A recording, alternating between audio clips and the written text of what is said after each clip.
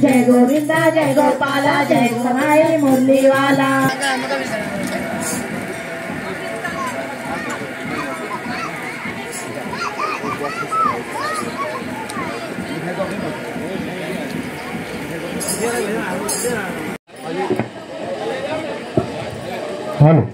आलेल्या सर्व भक्तगणांचा माँ शारदा पूजा समितीच्या वतीने आम्ही इथे हार्दिक स्वागत करतोय। माँ शारदा पूजा समितीचे वसंत पंचमीच्या उत्सवानिमित्त माँ शारदा पूजा समितीच्या वतीने आम्ही सरस्वती पूजन इथे आयोजित केलेले आहे।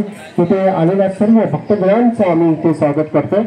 त्याचबरोबर इथे आलेल्या सर्व महिला भक्तगणांना आमची विनंती आहे की आम्ही इथे माँ सरस्वती पूजेबरोबर आम्ही इथे हळदी कुंकूचा